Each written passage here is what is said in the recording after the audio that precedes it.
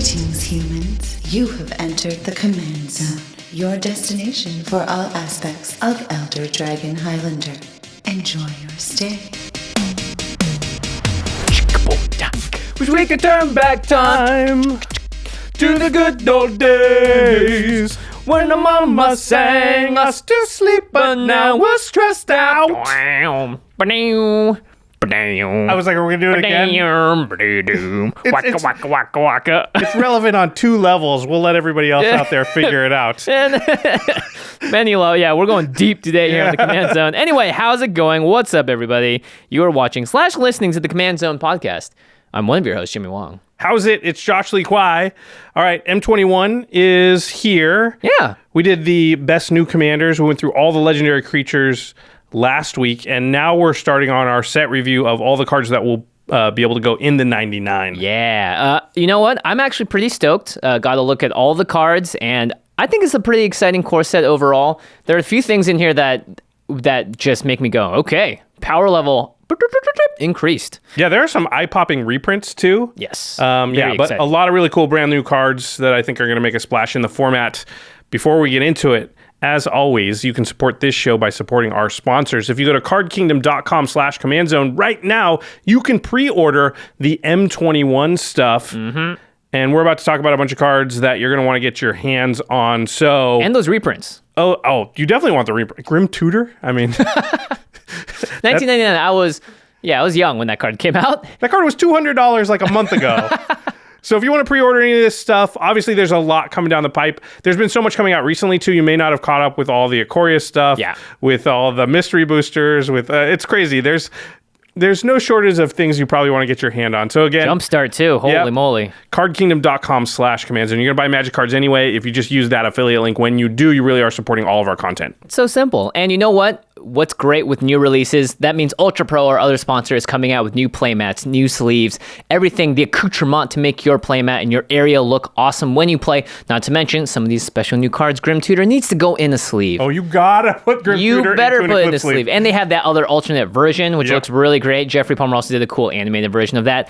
And, you know, if you're me, you're putting it into a double sleeve. And guess what? UltraPro has your bases covered. Josh and I have trusted them for years going on now, and they have been the most consistent. Their quality is sturdy, and I love using their product. Straight up. I feel very safe when my cards are an UltraPro product. Agreed. So, and the final way to support all of our content is directly if you go to patreon.com/commandzone.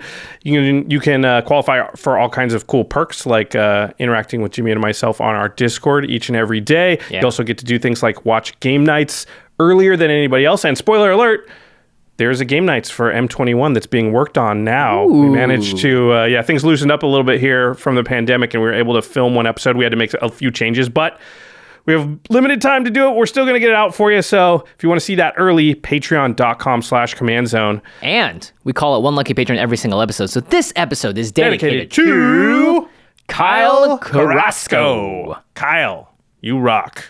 All right. Carrasco. I wonder if you like spicy things. I'm going to assume so because Kyle sounds like a cool person. Yeah, totally. Quick note. This set review is actually going to be split up into two parts. So this is part one. We're going to go through some of the cycles and a couple of the colors. And then part two, hopefully later this week, we'll cover the rest of the colors, obviously. Yeah, make it a little more digestible for you all as well. Make it a little easier on the editing team. Yeah, a little bit easier overall. 2 hour long episodes in the same amount of time. We get a couple extra days this way for the second half, and I think most people probably watch it in pieces anyway. So hopefully it won't bother anybody out there. All right, By the time they finish this episode, the next one will be out. Yeah. All right. So part one of our M21 set review. Again, we did do our new commander review last week, so go ahead and go check that out. But we're not going to be discussing the legendary creatures from the set today. We're only going to talk about the cards that go into the 99. Yeah, and normally we don't talk about reprints. There are always reprints in every set, but this one is actually kind of special because the reprints, they look like they have a finger pointed directly at our format and being like, this one's for you guys. It's for y'all. It really does feel like they were like, all right, what commander reprints can we throw into this set? How many can we do? And they did quite a few. Yeah. So let's run them down. Azusa, Lost But Seeking. Much needed. Yeah, tons of decks play that card. Ugin, the Spirit Dragon. Great Eugene, everyone. Possibly the best Planeswalker in the format, right? Yeah, I mean, it's got everything you want on it, to be serious. Unless you're playing against Cassius, in which case it's the worst Planeswalker in the format. And you're like, turn 3, how? Massacre Worm, just a card that sometimes can just win games out of nowhere. Yep. Heroic Intervention. I was really shocked by how expensive Heroic Intervention had gotten. Yeah. Which just shows like how many green decks are playing that card. So it's a much needed reprint. That's super pretty efficient too. And like we mentioned, Grim Tutor. Grim Tutor's kind of the big headliner of the set, but it's not every set that has every like standard legal set, especially like you see like Mana Crypt get reprinted, but it's in Eternal Masters or one of these like $10 booster pack sets. This is a $200 card previous to, its announcement as a reprint that's going into, $3 booster packs or $4 booster packs. Pretty cool. It's not the best tutor, but it is still a pretty good tutor. I'd say it's pretty great. I mean, like I didn't have one before this, and so you didn't have the starter pack 1999 no, when it came in. So Demonic Tutor and Vampiric obviously go in the decks, and then after that it's like Beseech the Queen, which is it's pretty good. Then you're up to like Diabolic Tutor and stuff, and this is much better than those two. So I think, I don't I don't play a lot of tutors in my decks, but in my more powerful, more push decks, you do want that kind of thing. So access to Grim Tutor, I think a lot of people are going to enjoy. Yeah, and also this is one that isn't like super flashy, but Cultivate. This is a card that also slowly creeps up in price over time because it is a staple in every green deck pretty much. And for the budget players, now you get a version of it that's easy to get, and you can crack it in a booster that's very easily accessible. They print the crap out of these core sets, so these cards, thankfully, I think are going to be everywhere. Yeah, I bet Mitch is happy about Cultivate because it's a card that, in budget decks, when he used to build $50 decks, I remember when we talked to him, was talking about how a lot of these things that used to be cheap staples, if they don't get reprinted often, they just start to creep up to the point where like $2 or so, and he can't even put them in budget decks. And quick note here: Cultivate and Kodama's Reach, when we did our stats episodes a couple years ago, were two of the winningest cards in the format. If you have those cards in your deck, you're more likely to win. Just more lands in play. Lands are good thing. So there are a bunch more reprints, of course. We're not going to talk about all of them. Fabled Passage, Containment Priest. These are all cards that see a lot of play. Fabled Passage, I have a sneaking suspicion, is going to get reprinted a lot. I hope so. It's a great card, and it's an awesome way to give a basic fetch land to decks that need it. All right, so pretty cool on the reprint front, but let's talk about what everyone's the most excited about, besides Grim Tutor, which is the new cards. So there's a couple of there's one cycle in this set, and it's something people have been asking for a while. Yeah, our good friend Wes, who we used to draft and play a lot with, had built entire decks just around this idea. And this is before these 6 new ones came out, so it's the Shrines. So they were in Kamigawa before, but there were only 5 of them, and they all care about how many shrines you have, so it's really hard to build a shrine deck because there was only 5. Yeah. And now there's 6 new ones. Yeah, and not to mention, one of these is the granddaddy of all shrines. It's literally called the Sanctum of All. Oh. That's the shrine sound. Every time you play it, this trigger happens. So this is a Wooburg card that's a legendary enchantment shrine, and it says at the beginning of your upkeep, you may search your library and or graveyard for a shrine card and put it onto the battlefield. If you search your library this way, shuffle it. And if an ability of another shrine you control triggers while you control 6 or more shrines, that ability triggers an additional time. So this is cool. This immediately tutors out a shrine onto the battlefield in a Wooburg deck. Plenty of ways to find this enchantment because it's, you can tutor out enchantments pretty easily in these colors because you have all of them. Yep. And bam, you're just putting a bunch of them onto the battlefield every single upkeep. It's every single one. Your upkeep, sorry. Yeah, it's 5 mana, but it allows you to go find whatever the best shrine is for the deck that you've built and guarantee it's like a second copy of that shrine in a lot of ways. Right. Yeah, I think that having 6 shrines on the battlefield is a little bit like you're probably just winning by a lot if that's happened and you don't need the second trigger, but hey, why not? Yeah, and you're just hoping no one has Bane of Progress or anything in their decks. I mean, if they do, they never let you get to 5, right? Like, yeah. I mean, and these are not cheap cards to play either. Some of them are in the 4, 5, 6 mana range. So let's talk about this new cycle. They're all uncommons, and there's one for each color, and they're all legendary enchantments. Now, the thing about Sanctum of All is that it's only on your upkeep, but it is a very powerful ability, I think. And a lot of the shrines, especially the old ones, trigger on your upkeep. Right. So there were the Hondins, by the way. Yeah. The Hondin of Cleansing Fire, Infinite Rage, Life's Web, Night's Reach, and Seeing Winds. Should we read the 5 monocolor ones here, and then we can kind of go through the cards that kind of go? Yeah, that's a good idea. Okay, so the white one is called Sanctum of Tranquil Light. It's just 1 white mana. These are all legendary enchantment shrines. Oh, that's actually really cheap for a shrine, by the way. Yeah. The fact that they're legendary does come up because you can't copy them and things like that, so be aware. Sanctum of Tranquil Light has an activated ability. So it's an enchantment with an activated ability. You pay 5 and a white, and you tap target creature. But this ability costs 1 less to activate for each shrine you control. So if you have like 5 shrines, it's just white, and you can do this as many times as you have the mana to do it. So you could tap 5 creatures if you had, enough mana to do that. If you have 5 shrines. Okay. Yeah. But it could cost less, and it's the more important thing is that it only costs 1 to cast. The Sanctum of Calm Waters, can you guess? It's blue, is 3 in the blue. Legendary enchantment shrine. At the beginning of your pre-combat main phase, you may draw X cards, where X is the number of shrines you control. If you do, discard a card. Now, this is new. Typically, the shrines were at upkeep, and this is at the beginning of your pre-combat main phase. Yeah. So interesting. But of course, it draws cards. Yeah. X cards, by the way. So, again, if you have... It's just going to loot if it's by itself, right? Because you always have to discard that card at the end. But if you have 2 shrines, now all of a sudden you're up a card, and you get to pick the best card out of the 2 that you draw before you discard. Actually, you get to discard a card, so it doesn't even have to be one of the cards you drew. Mm-hmm. Yeah, of course, the card draw ones are going to be some of the better ones. I mean, that's not hard to guess. Sanctum of Fruitful Harvest is the green one, 2 and a green. And it says, at the beginning of your pre-combat main phase, add X of any one color, where X is the number of shrines you control. Oh. So this is a mana rock, kind of. You don't tap it or anything. It just adds the mana. A little bit worse than mana rock, right? Because I can't hold this mana up on Jimmy's turn or something. Yes. But still, you get it main phase. You get it main phase. And the fact that it can be more than 1 mana, right? We're used to paying 3 mana. If you pay 3 mana for a mana rock, besides Worn Power Stone and Coalition Relic, everything else just basically only gives you 1 mana. At that point, yeah. I think so. I think that's a correct statement. And this can give you 2, correct. 3, 4 if you really get the shrine thing going. Yeah. If you're getting 3 mana off it, that's kind of nuts. Is Gilded Lotus at that point? Yeah, and it'll pay for itself just 3 mana as well. Mm-hmm. Sanctum of Stone Fangs is the black one. It's 1 in the black. At the beginning of your pre-combat main phase, each opponent loses X life, and you gain X life, where X is the number of shrines you control. Okay, all right, so it's a bit of an aristocrat-y type effect. Again, this one is not as impressive when you have so many other cards in black that do the same thing. However, this is something that will happen every single pre-combat main phase on your turn. And if you have Sanctum of All Out, that means it's happening multiple times. Yeah, if you have to control 6 or more shrines. Yeah. I mean, I think the thing about this one is, it's like you said, for the white one is 1 mana, and this one's 2 mana.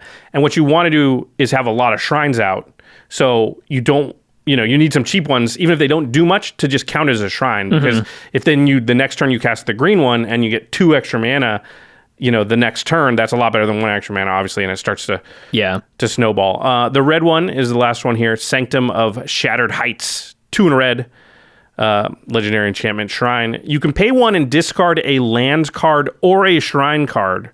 And then Sanctum of Shattered Heights deals X damage to target creature or planeswalker, where X is the number of, you guessed it, shrines you control. So that's a direct damage spell to only creatures and planeswalkers, can't hit players, that allows you to, I mean, you're going to discard land cards, right? You're not discarding shrine cards, probably. The only reason you would discard the shrine card would be before your upkeep with the Sanctum of All on the battlefield, and then you could fetch it from the graveyard to the battlefield. Or if you had, assuming it's a shrine deck, and it's very hard to build a deck that's like, I'm a little bit concerned about shrines. You're either all in on shrines if you're not doing shrines, right? Yeah, this is 11 cards out of your deck right now, and which is like, a fifth of your deck right there. So maybe you have cards that get enchantments back from your graveyard and things like that too. So I guess I could see that. Replenish type thing. Yeah, it's too bad you have to lose the card. So Sanctum of Shattered Heights doesn't give you card advantage in any way here. Yeah. It's just you turn cards in your hand into lightning bolts and stuff, kind of, right? Yeah, I mean, to be honest, I'm not super impressed with all of the new shrines. I think some of them are much better. Obviously, the green and blue ones. Who would have guessed it? The green and blue ones that are good. Who would have thunk it? So let's take a look at the original Hondens. There's a Honden of Cleansing Fire. We'll just go through these quickly. 3 and a white. At the beginning of your upkeep, you gain 2 life for each shrine you control. The red one is Infinite Rage. It deals damage to target creature or player equal to the number of shrines you control at the beginning of your upkeep. The green one, again, at the beginning of your upkeep, you put a 1/1 colorless spirit creature token for each shrine you control. The black one, your opponent discards a card for each shrine you control. Now, that is actually pretty vicious, because you can get someone discarding up to, I guess, 11 cards. If you have 11 shrines, you just won. You're already winning. The Honden of Seeing Winds is drawing a card for each shrine you control. And I think this one's actually worse than Calm Waters, because this costs 5 mana, and whereas Calm Waters, you're only discarding 1, but it seems like you can get it out earlier. Yeah.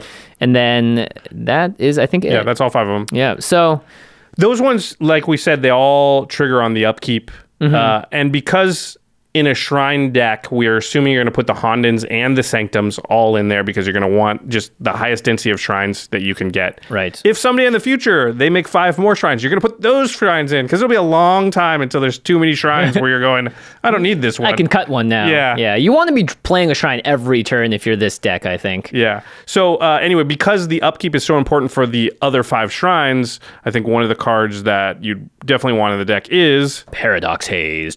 This is a cool card. Yeah, it's a card that you played in your Joyra deck. Yeah, it's 2 in the blue for an enchantment. You can enchant player. At the beginning of enchant player's first upkeep each turn, that player gets an additional upkeep step this turn this step. So you get 2 upkeeps. So any upkeep triggers you just get them twice.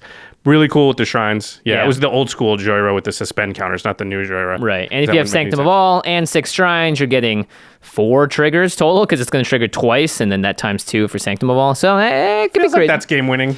Look, we're just in magical Christmas land for this entire conversation. You need to have so much for even this, maybe let's just move on. Let's wait. No, I want to talk about the shrine deck for a second. Okay, fine. I think the best commander for the shrine deck is Sisay Weatherlight Captain. What do you think? Yeah, I think Gigantha, the Wellspring, also kind of might have a place there just because you can tap it to cast the Sanctum of All, but it gives you Wooburg, yeah. Yeah, Sisay is pretty strong here, I think, just because, again, you're looking for legendary permanence. Right, and because you only have 11 shrines in the deck, you're going to really want to guarantee that you can go find them. Yeah. And so Sisay definitely helps you tutor up the shrines that you need. So I think that's probably the commander you want to go with, just so you guaranteed can do the thing your deck's built to do, which is put shrines out. Well, it's easy with if there's only 11 in the deck that you just only draw 1 in the whole game. Yeah. In which case your deck's just be like, it's not doing much. Yeah, you want to find ways to tutor it out. Obviously in white you have Idyllic Tutor in a lot of those cards as well. Sisay seems like a pretty good fit here as long as you're able to tutor it out. Now again, it is a pretty mana-intensive deck, so it's a ton of ramp.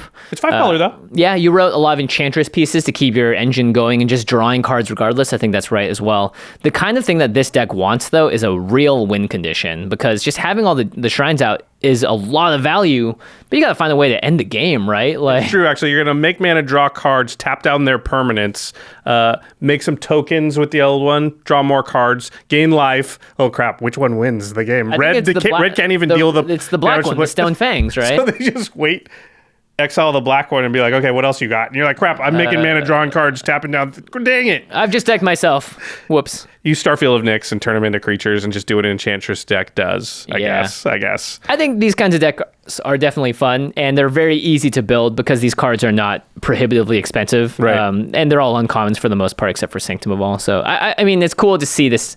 I think these are good and limited, obviously. And you don't forget, when you just have 1 shrine out, you're getting at least that 1 trigger.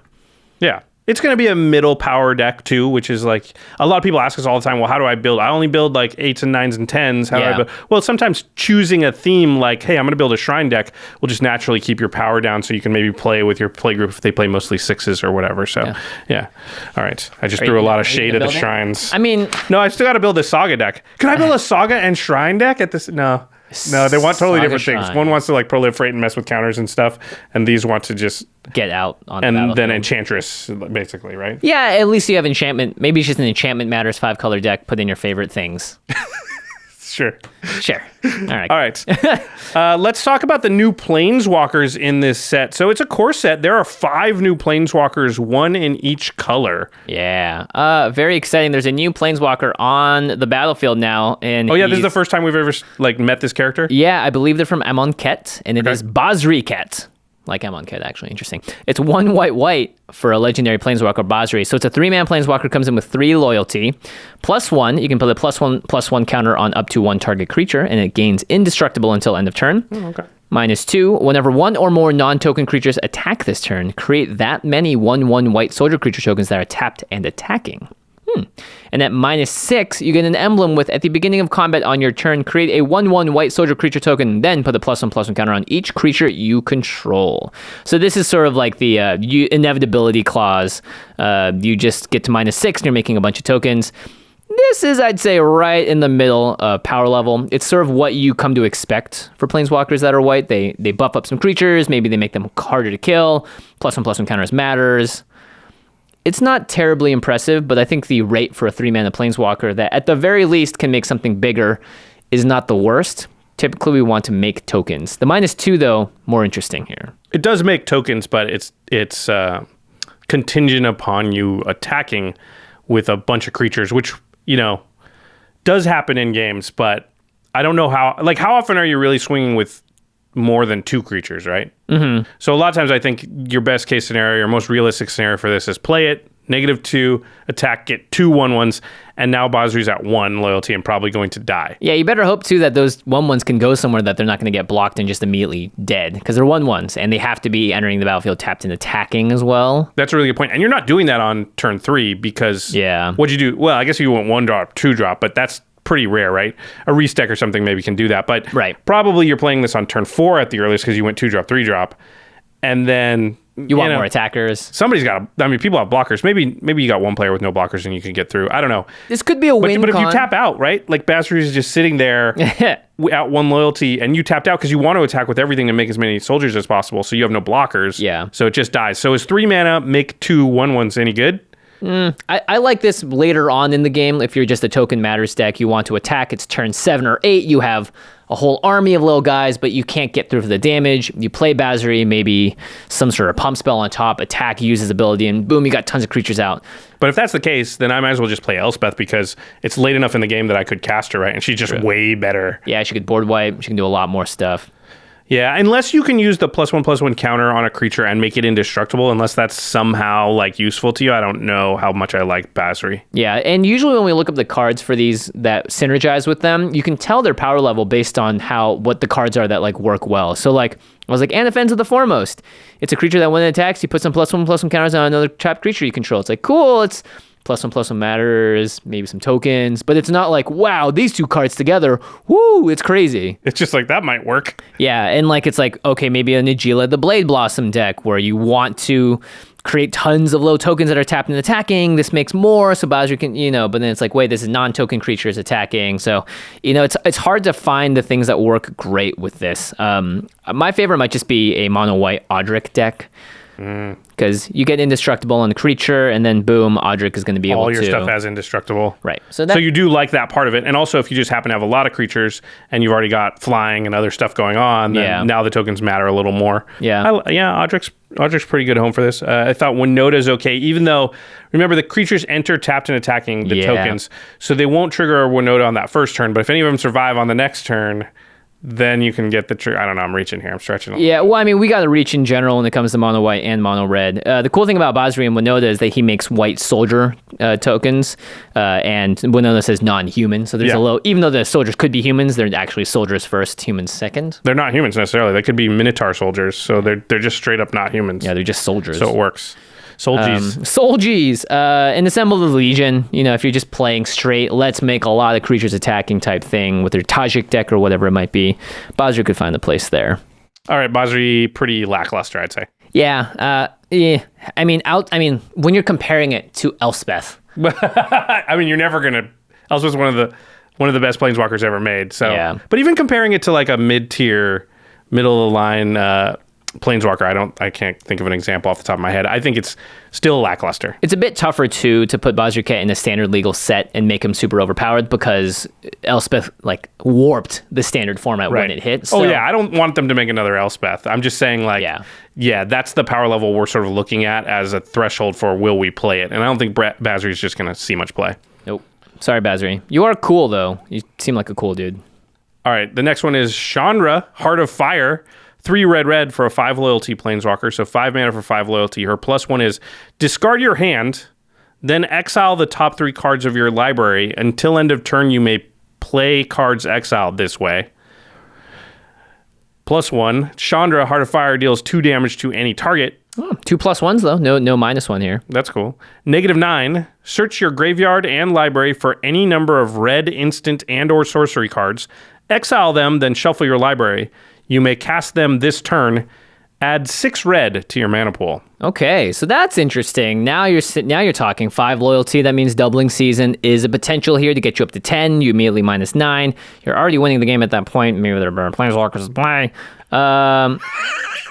The problem with this being costing 5 mana is that when you play it, yeah, your hand may be close to empty, but if you discard your hand and exile the top cards, do you have mana left at that point? Yeah, you just spent 5 on Chandra. I don't think you're doing that ever. So you're basically saying, I'm going to play this 5 mana Planeswalker, I'm going to shock something. Mm-hmm. She'll go to 6. I'm going to hope that shock does anything in a game of Commander once there's 5 mana. Like, okay, kill an Oracle of Moldiah, sure.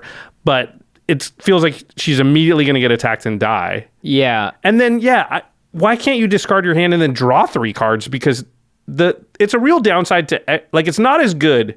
We often equate this to drawing cards, and it is similar, but it's not the same. Right. When you exile the top cards of your library and then play them this turn, it's definitely not as good as drawing the cards, right? Because can't hold up an instant on someone else's turn. what if 2 of them are lands? You can only play 1 land. Yeah. What if they're 2 high CMC spells? You can't cast both of them, right? There's a whole bunch of downsides to this, and I don't think it would have been broken to say discard your hand, draw 3 cards. Yeah, and previous Maybe that's a Chandras 0 or something. have done that, right? Yeah. And like Wheel of Fortune shows that red can do this kind of thing. So the fact that it's like Wheel of Impulsive Draw, so I don't know why to nerf it. I guess because it's a +1 and not a negative or something. That's some new game show I haven't seen yet.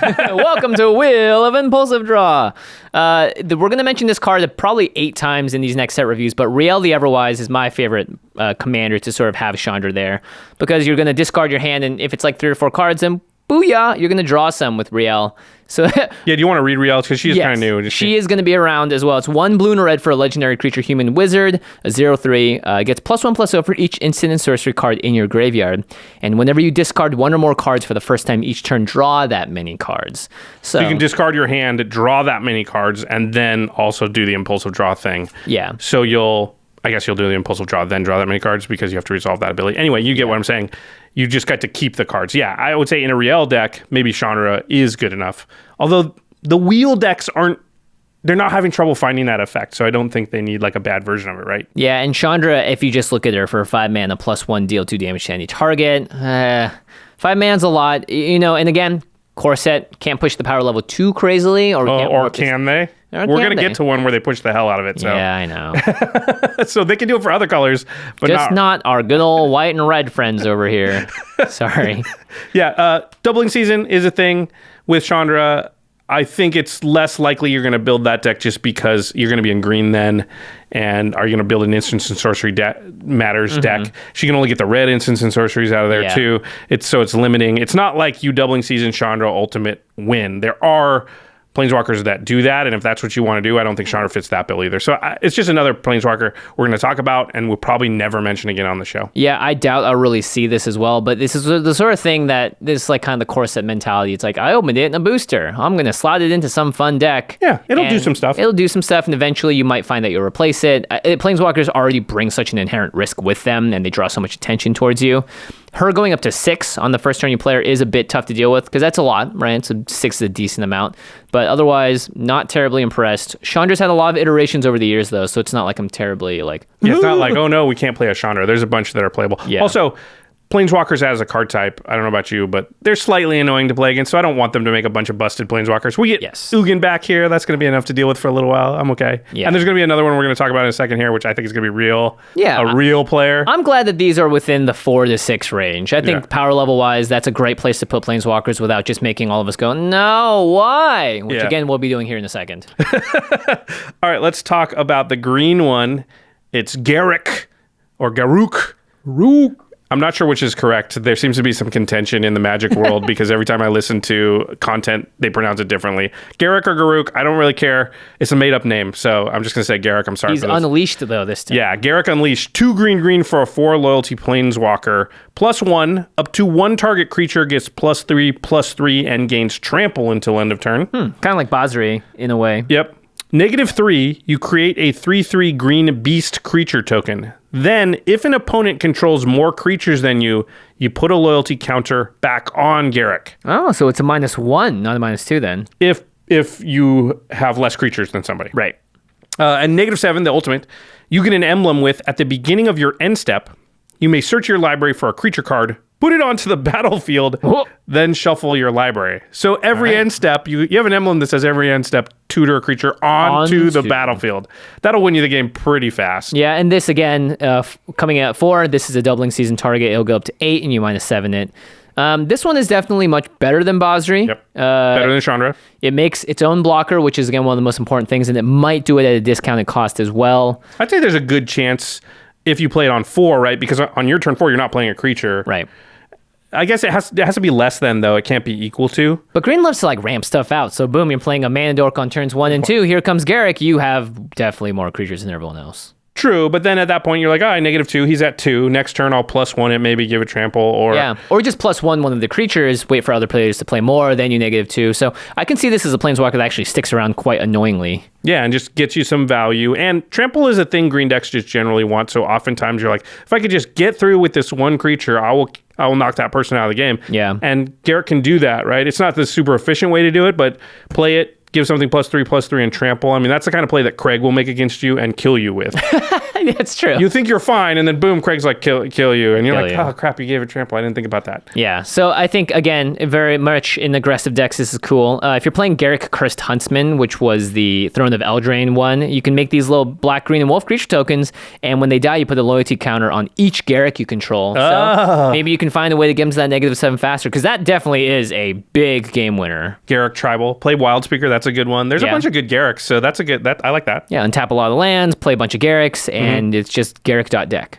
I thought Xenagos, God of Revels, is pretty good. Tends to have True. less creatures, but they're all huge, and giving them trample is a thing that you want to do because Xenagos doubles their power, but doesn't give them trample. So a lot of times, +3/+3 and trample, then Xenagos doubles that, whatever they're at now. So they're like a 16/16 trample now, which is, tends to be a lot better than a 16/16 with not trample. Okay, power ranking wise, it's in the order that we said. Garrick is definitely the most powerful of the 3 we've mentioned so far. Not going to remain that way, though. No. But I think more powerful than this next one. Oh, definitely. Liliana, Waker of the Dead. I almost thought it was Walker of the Dead, and she was like kind of like that character in Walking Dead, or she has a walker. Has a walker. It's like old Liliana now. It's 2 black. She's a plains walker. If it just said Liliana Plains Waker of the Dead, I would be so stoked to be like, you guys did it. We have jumped the shark, or I guess jumped the tombstone in her case. 2 black for a 4 loyalty Planeswalker. Actually, that's on theme so far. Each of the loyalties comes in at the same amount of the mana cost for the Planeswalker so far. I didn't even notice that. Except for this last one. Last one that's anyway, go ahead. Yeah. +1, each player discards a card. Each opponent who can't loses 3 life. -3, target creature gets -X until end of turn, where X is the number of cards in your graveyard. And -7, you get an emblem with, at the beginning of the combat on your turn, put target creature card from a graveyard onto the battlefield under control. It gains haste. So any graveyard, any battlefield. Again, she comes in at 4. This is -7, so this is another doubling season potential. She doesn't protect her. Well, she can remove a creature depending on if you've done some work up till then. Yeah, but in multiplayer, you gotta protect her quite a bit.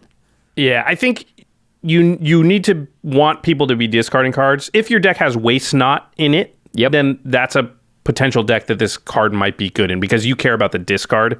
Waste Not is the enchantment that whenever your opponents discard cards, depending on what the card is, you get an effect. You get zombies. Yeah, you add mana, draw some cards. So if make everyone angry at you. Yeah, that's true. It is each player, right? Yeah. So also you're discarding cards. So something like Bone Miser is a card that... It's like a fair Liliana of the Veil, because that's 3 mana to get one out that makes everyone discard cards. Yeah, This is 4 mana instead. It's not horrible, because it will do some stuff, and especially if you play it onto a board with, where it's not going to die immediately. If you plus it like 3 times in a game, could be devastating to your opponent. So just losing so many cards, and presumably your deck either is going to play around with its graveyard, so it doesn't care if it's discarding, or actually actively wants to discard because you're getting positive effects off of it. The -X gets around indestructible, gets around a lot of creatures that can't get removed otherwise. So that's nice there too. Yeah. I think it's fine. It's not groundbreaking or anything, but it'll probably see a little play. I hope I open it in limited. Oh yeah, it's gonna be real good in limited. Almost always good. It's got removal on it. Yeah. All right. Well, this next one is the one. This card's a little bit nuts. Might be my pick for best card in the set. It's Teferi, Master of Time. Oh yeah, just because it introduces an effect that kind of breaks the multiplayer. It's nuts. Yeah, it's just not templated well for multiplayer. It's 2 blue for a 3 mana, 2 blue for a 3 loyalty Planeswalker. It has a static ability similar to the War of the Spark Planeswalkers.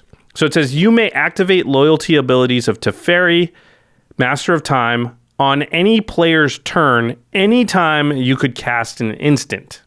I'm doing that meme where the guy blinks and is surprised. It's like, what? So this means that all of Teferi's abilities can be activated on everybody's turns, provided you have the correct amount of loyalty, including your own. So keep that in mind as we read this. So +1 is draw a card, then discard a card. So loot. But think of how good that is if nothing else was on the card, right? I play Teferi, I loot on my turn, he goes up to 4 loyalty. Goes to Jimmy's turn, I loot on Jimmy's turn. He goes up to... You did what? You're allowed to do that? I'm allowed to do it. Oh.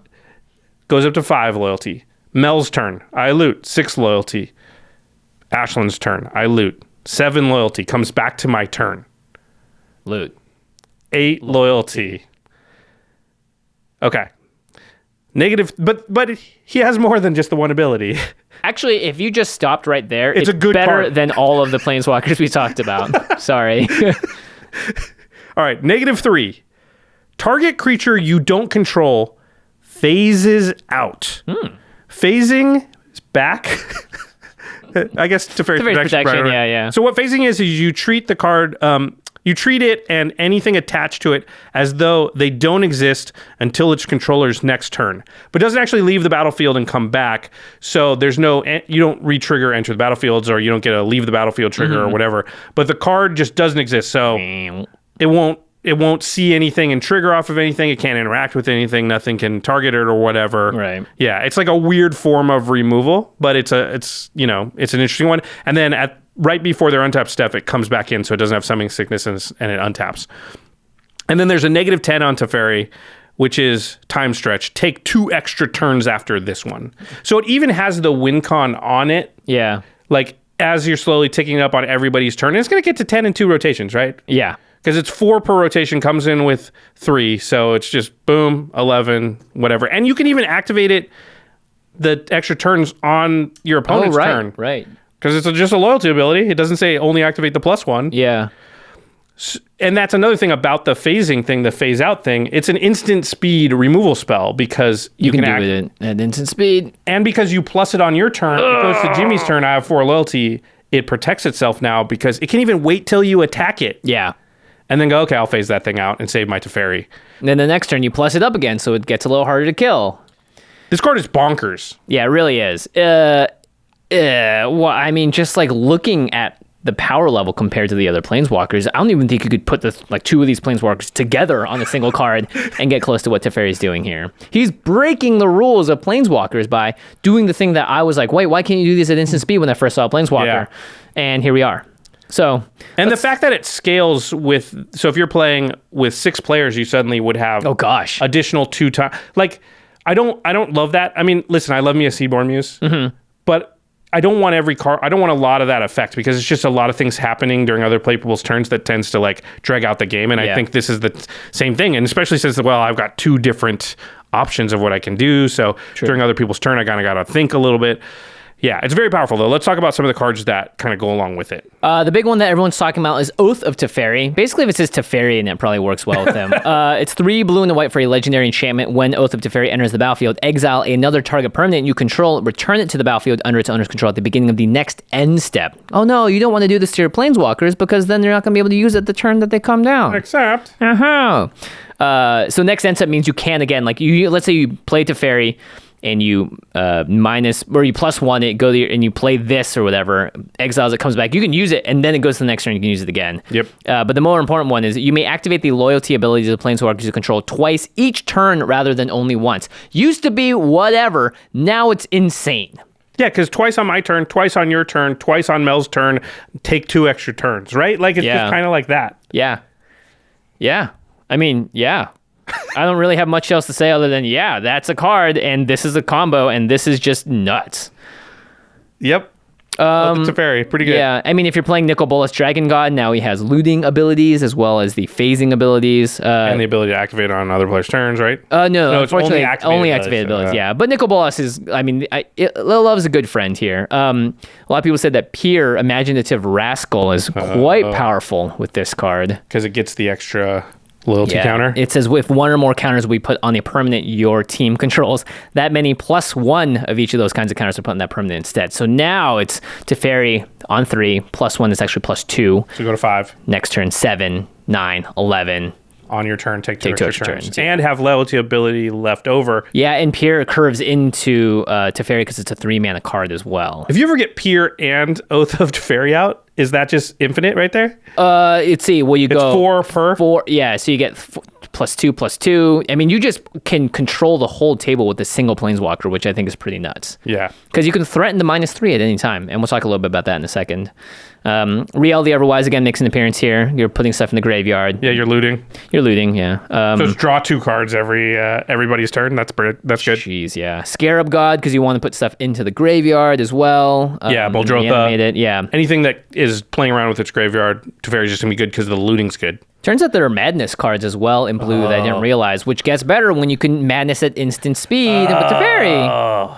Circular Logic, you can cast it for a blue to counter target spell unless its controller pays 1 for each card in your graveyard. Oh, that's brutal. And then I never knew this card existed, but Obsessive Search, it's a blue for an instant that you can Madness for blue just to draw a card. So, just a little extra value from your Teferi. Yeah, you put Madness card. Oh my gosh. Yeah. So this card's ridiculous. I wanted to talk about the phase out portion of it because I actually think that's quite powerful. Yeah. Because decks are not equipped to handle that kind of removal, right? So Indestructible, don't care. Phase the thing out. Think of all the really powerful commanders that this stops in its tracks. The Tymna decks, Najeela decks, right. the Gitrog decks. Because you can actually, before combat, phase the thing out. Gitrog, in response, a lot of Gitrog decks, what they do, they go to the discard phase, they have 8 cards, they go, oh, I got to discard. I'll discard a land, that draws me a card. I'll discard a land, that draws me a card. I still have 8, I got to do that again. I'll do that a million times, blah, blah, blah, blah, blah. In response to the triggers, you can be like, okay, phase Gitrog out. Let's not do that. Yeah, oh gosh. So there's just so many ways that this card interacts strongly and gives you the flexibility and the options to take advantage of whatever the situation affords you because, nobody plays a creature early. Well, I'm just going to plus, plus, plus. Oh, somebody can threaten it. Okay, I'm going to phase it out. Yeah. I also think there's a political aspect to it too, right? Let's say somebody is playing that Tymna. I would be like, hey, I can keep that Tymna under control because I can just loot, phase it out. Loot, phase it out. So you guys just don't hit my Planeswalker and I'll keep the Tymna under control, But meanwhile, you're just looting 3. Looting is so good. Jimmy, we said if this card just said 4 mana, loot 4 times, it would be pretty good. Yeah. And this is even better because looting gets better when it's spread out like this. Because I loot on my turn and looting. Oh, yeah, you're right. And looting is like, I'm going to look at my cards. What's the board look like? I don't need this card right now. Then I get more information on your turn, so I loot again and go, this card I thought I would need. I don't actually, so I'll pitch that. And so spreading it out over time actually makes the looting more effective than if you just looted 4 times all at once. Yeah. You're in colors that care about your graveyard. You have decks that love graveyard stuff like Muldrotha. You are able to stop other things in their path. Teferi, Master of Time. It's 4 mana. I think this thing could have been 6 mana and still been very good. Yeah, absolutely. Absolutely. Without a doubt. The fact that it comes out as early as turn 2, that's... If you Soul Ring, yeah. Yeah, if you actually have Soul Ring, boom, turn 2 Teferi. Who's going to have creatures that really can attack this at that point? If you play a turn 2 Teferi, presumably no one can attack it, right? So you're just at 7 loyalty. Yeah, everyone's playing Mana Rocks or doing whatever else. And if you could just play a blocker, you're probably going to get to 11 loyalty. And then you just take 2 turns on turn 5. Like, that's probably going to be enough to win you the game. Because it'll still have 1 loyalty left over when you do that, right? Yeah, and you get 2 more turns to jump it back up. And then at that point, you can get your peers out. You can do so much. This card, again, we're probably just hammering on it way too hard now. But it is nuts. It really is nuts. I think it's a staple blue card now. Not on the level of Cyclonic Rift, but I think you could put this in any deck with blue, and with no synergies going on, it'll be a good card in your deck. Yeah. In the way that Cyclonic Rift is. Now, obviously it's going to get better with synergies, but I think this is a card that's powerful enough. It's Smothering Tithe powerful, where you don't have to think, what else is my deck doing? You just go, do I own this card? Is this deck blue? You could play this card. I'm not saying you always have to, but you could definitely just play it. And it's just going to be good. Yeah, and it probably will be better than most other cards you could put in. I mean, how many mono blue cards have the ability to either say loot 4 times a turn cycle or loot twice and phase out a problematic creature. Yeah, loot and remove something. Loot a couple times and remove something. Also, it gains you life if they attack it, which they'll probably have to get rid of it. Yeah. This is definitely one of those remove on site cards as well, because the advantage you accrue from it is just so massive. Even if it's just 4 mana loot twice, that's not the worst rate in the world. You wouldn't be unhappy, and then people are expending resources to try and get rid of it constantly. So there's a lot of value here. Teferi, Master of Time, it's masterful, it's nuts. Get used to it. I think we're going to see it a lot. Yeah. It's just going to be one of those cards that people will play in blue decks now, and it's going to be a Smothering Tithe level. You just get used to seeing it. You're not going to have to read this card. You're going to know what it does after a while. Time to pack some more Planeswalker removal, I suppose. Maybe we just got to play more lower drops so we can swing at stuff. I mean, we already are, but sometimes your decks need to just play 2 mana rocks, because if you're mono red, you don't really have the liberty of being like, I'm going to play all my Birds of Paradise. Yeah, it's true. All right, we are going to get in a couple of colors here. The cards from green, the cards from white. There's actually quite a few. But before we continue with the set review, we're going to take a quick break and hear a message from our sponsors. I've been obsessed with clutter recently, and being at home all the time, you really start to see all the opportunities where you can start to cut down. Yeah, you know, it's funny. Once you notice something that like kind of bugs you, it starts to really get on your nerves over time. Yeah, and one thing that's always on my mind is how physically connected I am to my computer or my phone. So I've just gone wireless on everything. My mouse, my keyboard, and finally my headphones, thanks to these wireless earbuds from Raycon. And their newest model, the Everyday E25 earbuds, are their best ones yet. With 6 hours of playtime, seamless Bluetooth pairing, more bass, and a more compact design that gives you a nice noise-isolating fit. Yeah, seriously, Raycons are super comfy. I sometimes forget they're even in my ear. And they're great for anyone out there who likes to listen to our podcast on the go. Getting rid of the wires is a game changer, and Raycon earbuds really give you the freedom to go wherever you want and take your music or audio with you with no hassles. And now's the time to get the latest and greatest from Raycon. Get 15% off your order at buyraycon.com/command. That's buyraycon.com/command. 15% off of Raycon wireless earbuds. Again, buyraycon.com/command. Order yours today. You know that feeling you get when you've got a really cool package on the way? Yes, it reminds me of that excitement that you would have on the morning of Christmas as a kid. Right? And it's nice to break up that constant flow of flyers, bills, just general spam, and have something to truly look forward to. And one thing Jimmy and I have definitely been looking forward to recently, each and every month, is our Box of Awesome from Bespoke Post. Yeah, Bespoke Post is a custom-themed package of high-quality goods shipped straight to your door. And no matter what you're into, from style and grooming goods to barware or outdoor gear, Box of Awesome has something for everyone. They totally do. For my first one, and you're going to like this, Jimmy, I chose the Juntos box, which was all the ingredients to make a delicious and authentic paella. Oh. You even get a full-size carbon steel pan, which we're definitely going to be using for other recipes in the future. Nice. So I went with the Rooted box, which has everything I need to grow my own beautiful little houseplant. And anything to spruce up my apartment right now is super appreciated. Yeah, I get that. To get started, you out there can even take a quick quiz at boxofawesome.com. Your answers will help them pick the perfect box for you. It's completely free to sign up, and you can cancel or skip a month at any time. Plus, you get 20% off of your first order. So go to boxofawesome.com and use the code COMMAND at checkout. There really are a lot of cool options. Find which one is the perfect box for you. Go to boxofawesome.com, use the promo code COMMAND, and get 20% off your first box.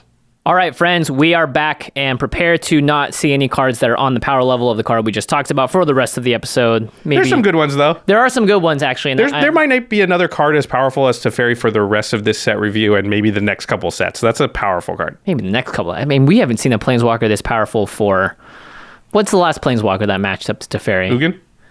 Ugin? Elspeth? It's on that level. Yeah, Ugin, and that came out years ago at this point. I mean, I think Ugin and Elspeth are probably the top 2 Planeswalkers in the format. Yeah. And I'd put Teferi, like, with them pretty close. We haven't seen it in play yet, so hopefully... Maybe there's something we're not thinking of. I feel like I've played enough Commander and talked about enough to know just how problematic this thing could be. All right, let's move on to the green cards in the set here. We've got a number of them to talk about. This first one's pretty cool. Yeah, it's a beast. It's 3 green for a 6/6, and I meant beast as in it's beastly. It also is a beast. It's the Elder Gargaroth. It has Vigilance, Reach, and Trample, and whenever Elder Gargaroth attacks or blocks, choose one. Create a 3/3 green beast creature token. You gain 3 life. Draw a card. Wow. There is a lot of text on that card. It's doing a lot of things. Yeah, so it's got vigilance, and reach and trample. So this is just one of the best blockers and attackers you can put on the battlefield. 5 mana for a 6/6 already. It's on a good rate. And then you can either make more tokens, draw cards, and occasionally gain life, which we've seen can be really relevant. Not to mention you're putting up a blocker. It's really hard to attack you now because when it blocks, you're also going to gain more life or make more tokens or draw a card. Bah. Yeah. It's actually like you get your money's worth for this card. Now, there is some downsides. Obviously, it's a 5 mana creature that doesn't enter the battlefield and do anything. Right. So if they it doesn't have haste either. Yeah. So if they remove it right away, you get nothing for it. I think that aspect is overblown. I think, as we learned from our stats episode recently, I don't think people are removing creatures as often as we think they are. They're only removing the ones that say, if you don't, you're going to lose. Or it's your commander or something, right? Yeah. Creatures do kind of stick around longer. We know that attacks happen more often than we thought. I think the Gargaroth is actually pretty good. And if it swings a couple of times, it's pretty good value. If it blocks a couple of times? Well, let's say it's a creature that swings, draws you a couple cards, or makes a token and draws a card, but also has the other upside of they didn't attack you during that time because they didn't want you to get this upside. That's worth something. There's quite a bit of value in 3 other players just don't come at you because I don't want them to draw the card. I don't want them to make a token. Yeah, and you're just gaining life by not being attacked. Yep. So I think this card's really powerful. I think a Rayami First of the Fallen deck is going to love this because look at all of the keywords on this thing. It's keyword soup. Cathrol too, because that's also a keyword ability counters deck. Yep. Let's hit up Proggy Boog because you could throw this into the pile for the Mael the Anima deck. Oh yeah. Who allows you to look at the top 5 cards of your deck. You can put a creature with power 5 or greater with among them from on the battlefield. So Utter Gargaroth can come out at instant speed now. Pretty scary. Yep. I like Tristani Selesnia's voice because 1, gaining a bunch of life, but 2, whenever another creature enters the battlefield, you gain life equal to that creature's toughness. Elder Gargaroth can now do a great job of gaining life, a 3 life, by the way. It can kind of activate 2 of its abilities whenever it attacks or blocks. And you gain the 3 life because of Tristani, and you can also draw a card. And then you can populate with Tristani as well to make even more of your low green beast creature tokens. That's pretty cool. Yeah, it's a lot there. It synergizes with a few different aspects of it. I like that. Yeah. Miri, Weatherlight Duelist. Again, as long as Miri is tapped, no more than 1 creature can attack you each combat. You just put up the best blocker of all time. Ugh.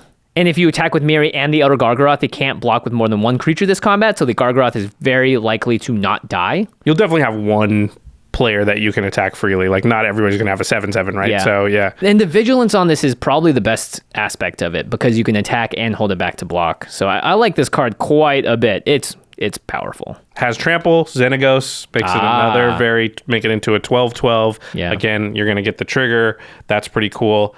I also, hear me out here. Listening. Okay. So, cards we never talk about. Vidalcan Orrery. What's that do? Leyline of Anticipation. Alchemist Refuge. I'm catching your drift. Yeva. Nature's Herald. Winding Canyon. These are all ways to get Elder Gargaroth out at instant speed. Because don't overlook the fact that when it blocks, right, you get the trigger. So here's a way to flash it out, block, get your card draw, eat something probably, and then attack with it on your turn as though it kind of had haste. So if you're playing that suite of cards, maybe not all of them, but a certain amount of them in your deck, then I would consider Elder Gargaroth for it because the surprise factor, get the value again on the attack, just seems very high. Yeah. This card seems like one of those things that generates so much value, however, isn't an instant remove. You're probably going to get a trigger off it at least once, and it has upside if you can cast it at instant speed. It just seems like one of those very evergreen, very good cards, and supports a lot of different things with the token generation. And just having card draw on a creature that is going to, again, 6 damage, not to be understated. That's a lot. Extra attack steps too could work good with Elder Gargaroth because you may as well get the trigger more than once.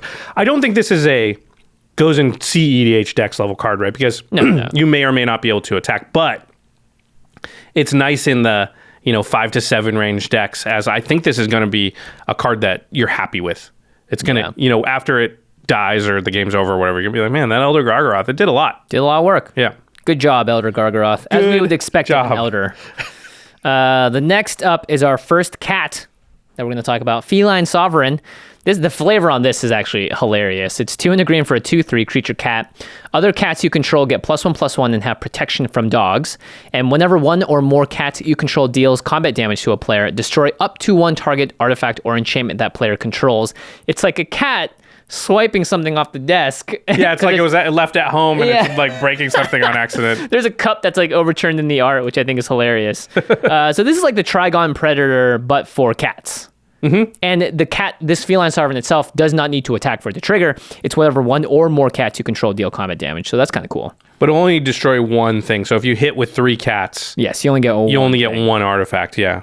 Yeah. Rin and Seri, the new commander, that's the buy a box promo that cares about cats and dogs. Obviously, I think this is a shoe-in for that Definitely put it into that deck for sure. Giving this creature double strike is actually pretty cool here too. Yeah, so if you can give the Feline Sovereign or any of your cats while it's out double strike, it will destroy 2 artifacts, because it's whenever one or more cats deal combat damage. So it deals combat damage on first strike damage. Yeah. Trigger, destroy an artifact. Then it deals regular damage, trigger, destroy an artifact. This is one of those cards when you play it, everyone goes, oh no, I have to block it. Yeah, they're like looking at their board. Oh crap, I don't want to lose my, Yeah, actually, this next card does work in the Rin and Seri deck. Chandra's Ignition, 3 red, target creature control deals damage equal to its power to each other creature and opponent. However, cats have protections from dogs, so you could cast this on a dog and ignite the world, and all your cats are like, we're good. Oh, gotcha. I thought you were thinking of it as a deal of damage, yeah. Yeah, because it says combat damage, but But the protection from dogs is interesting, so that's cute. Good job, Feline Sovereign. Good job. I think this is definitely a card that you want to play in any of the tribal decks. If you have a Changeling decks, this definitely is pretty neat too. Just as like another effect to do this type of thing. Yeah, cat tribal. All right. The next one is Garrix Harbinger. 1 green for a 4/3 beast. Has hexproof from black. Not protection. Hexproof from black. So it can't be targeted by your opponent's black spells. Yeah. It says whenever Garrix Harbinger deals combat damage to a player or planeswalker, look at that many cards from the top of your library. You may reveal a creature card or Garrick Planeswalker card from among them and put it into your hand. Put the rest on the bottom of your library in any order. So this conditionally will draw you a card. Garrick Harbinger is a 4/3, so if it's not blocked, you'll look at the top 4 cards of your library and usually put a creature from among them into your hand. Unless you're doing Garrick Tribal like we talked about earlier. Even then, what do you got, like 5 Garricks in your whole deck? Yeah, but That'd be a lot, actually. You probably have 3. Right. Give this thing some double strike, pump up its power. Yeah, double strike. The only thing it doesn't have is trample, and hexproof from black is not protection, so you can still get blocked by black creatures. Yep. So I think this is a pretty mid-tier card, but again, if you're playing that Garrick Tribal, it seems pretty sweet there. I mean, it's a 3-mana 4/3. That's nothing to scoff at. Has some protection innate. It's probably going to be able to swing on turn 4, and probably somebody's going to have to take it. So a 3-mana draws you a card is not that bad. What about a 5-mana 6/6 that does the same thing? Yeah, true. I mean, 5 and 3 is a lot different, though. True. Yeah. You have to have a high creature density. I think you have to have 30 plus creatures in your deck to really want this, because if it's all of a sudden drawing you only a half a card or 2/3 of a card, it gets quite a bit worse. Yeah, blanking on this really feels bad. And in general, like you're right, you should be able to swing with this in turn 4. People, I think, don't like to trade off creatures, especially because for the most part, we're playing creatures with value that we want to stick around for whatever reason. So this can get past a lot of board states unless they have just a bunch of chump blockers around. Yeah, but usually not the case. I think you're going to get a couple of swings, which is a couple of cards. I think it's got some value. Yeah, I mean, all right. Yeah, we play Timna to draw cards. Obviously can draw a lot more than just one card, but still. All right, more Garrick time. It's Garrick's Uprising, 2 and a green for an enchantment. When it enters the battlefield, if you control a creature with power 4 or greater, draw a card. Creatures you control have trample, and whenever a creature with power 4 or greater enters the battlefield under your control, draw a card. So there's a lot of drawing cards here. It cares about power 4 or greater creatures. I think like power 4 or greater deck is definitely something, especially they've been green. pushing lately the last few years. Yeah. There's like a bunch of bears that come in as 4/2s, right? And they basically all turn into cantrips at this point. And so a very creature-based deck. If you're playing a Goreclaw Terror of Kalsizma deck, you love creatures with power 4 or greater because it costs less to cast. Josh, your Titania Protector of Argoth deck seems like it's pretty good here too. Yeah, it makes 5/3 tokens, and this doesn't say non-token, so if you can make big tokens, you will draw cards off all of them. Yeah. And you want the trample too. Yes, definitely. This works in the Gargos Vicious Watcher deck if you're playing a bunch of Hydras. Now they cost a lot cheaper, and they're all fighting creatures as well. Geared. It makes the 4/4 rhinos. Yep. So I think there's a lot of ways for green and red to do this. The Omnaths work as well because they're making 5/5s. And with landfall, there's ways to trigger this multiple times a turn. Garrick's Uprising just seems like a very high value card. Super high value. The trample too, I would say like this draws a card when you play it. right? As long as you have a creature power 4 or greater, which presumably you will when you play this card. Yeah. And that's the time, like that's an effect that green decks want. They want to give their creatures trample. How many times have you been playing and you're just like, they can block 3 of these, and that makes my attack not that great, even if I kill the 3 things, because I can't get through and kill them. Whereas if I just had some form of evasion, which trample is, I can maybe finish them off. So, but you don't often want a card that's all it does, because it's just not enough value. The fact that it replaces itself kind of, and then it eventually maybe does more than that, I think is really good. This next card that we've got on the list, I think is really good with it. It's Azuri's Predation. Azuri's Predation, yeah. Oh my gosh.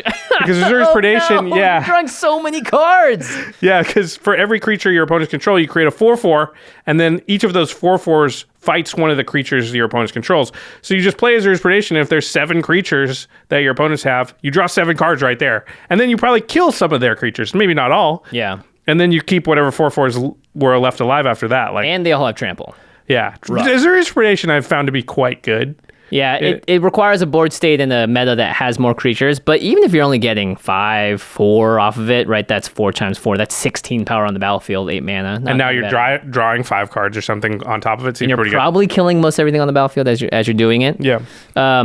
Temur Ascendancy works really well with this as well, because it gives your creatures haste, and so now you can play a creature with power 4 or greater, and Temur Ascendancy lets you draw a card. You're going to draw another one from Garrick's Uprising. They have haste and trample. This was the card I thought is the most similar to Garrick's Uprising, and I thought like comparing them was interesting. So Temur Ascendancy is Temur, as you would guess. It's green, blue, and red, 3 mana for an enchantment. It says creatures you control have haste, but it says whenever a creature with power 4 or greater enters the battlefield under your control, you may draw a card. So this obviously goes only in specific colors of deck, whereas Garrick's Uprising can go in any deck with green. So, but trample versus haste also draws a card when it comes in, where Temur Ascendancy does not. I think this is in a lot of ways better than Temur Ascendancy. Obviously, the haste is kind of on a different axis, so you may value that higher depending on the deck. But Garrick's Uprising is, I think, maybe a little bit better in more decks than Temur Ascendancy is. Ascendancy can sometimes be hard to cast as well, and if you are playing red, you do have access to haste enablers in general. Otherwise, you don't have as many in green. So they're very similar. Play them both. Why not? Go nuts. Play them both. Why not? Why not? All right, let's talk about the next card, which is Llanowar Visionary. This is a Llanowar Elves and an Elvish Visionary stapled together. It's 2 and a green for a 2/2 Elf Druid. When it enters the battlefield, draw a card. That's the Visionary part. And you can tap it to add green to your mana pool. That's the Llanowar Elves part. Yeah, cool. And this is what it would exactly cost, because Llanowar Elves is 1 green and the other one. Yeah, exactly. This card just seems like a very generically good card for a lot of decks. I think if you open this and you want to put it into a green deck, you are more than happy to, for the most part. It's not like amazing, but there are a lot of different places where I think it works. People have been talking about Yisan the Wanderer Bard, because you can pay 2 and a green to tap Yisan to put a verse counter on Yisan, then you search your library for a creature card with converted mana cost equal to the number of verse counters. So people are trying to build chains of value like creatures that go up the chain, and Llanowar Visionary, now being a 3 mana spell, allows you to put another card into that 3 mana slot. I think Animar, Soul of Elements, pretty fun with this one. Generally, on the turns you win with Animar, it's like kind of, you want the Zendikar Resurgent type effect, where you're drawing a card every time you cast a creature. And Llanowar Visionary can come down for 1 green, draw you a card, and potentially add more mana if you have haste enablers. And if you get it out early, you might want the mana ramp from it. Yeah, totally. You could definitely go a little crazy. Temur Sabertooth likes cards like this as well. Again, just more value in those types of decks. Kyle Hill, could you put this in Selvala? Is this good enough for CDH? My mind says probably not for CDH. Yeah, I don't think you want that in the Selvala deck, just because it also costs 3 mana and it doesn't do what your deck wants to do. Yeah. Marwyn, now this one, I could see it working. Yeah, because this is Elf Tribal. It's a 1/1, 2 and a green elf that whenever another elf enters the battlefield under your control, you put a +1/+1 counter on Marwyn, then you can tap to add an amount of green equal to Marwyn's power.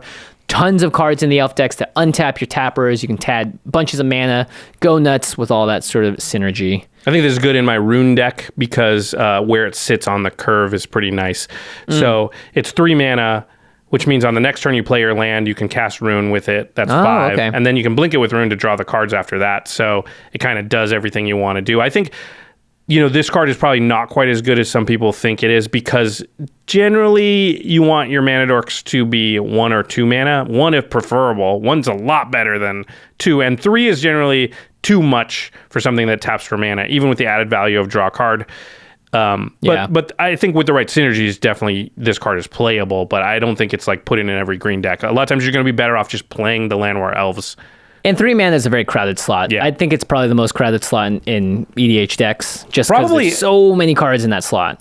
Yeah, I would guess, and it'd be interesting to hear people go check it out. If you have your decks up on Architect or Tapped Out or whatever you've got, if you just went down your decks and looked at the curve, I bet that like almost all of them, the 3 mana slot would be the largest part of the deck.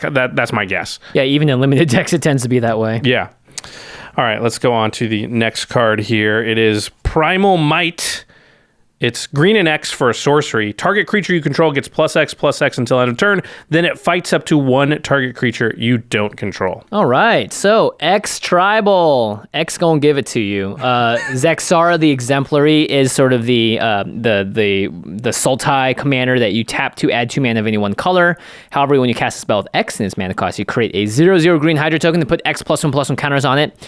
Primal Might, by the way, just for green, is a fight spell. That's what I was going to say. I think that's an underrated usage, because you're in green. Right. You just have a larger creature than whatever you want to kill. You don't have to make X equal to anything. You can just be green.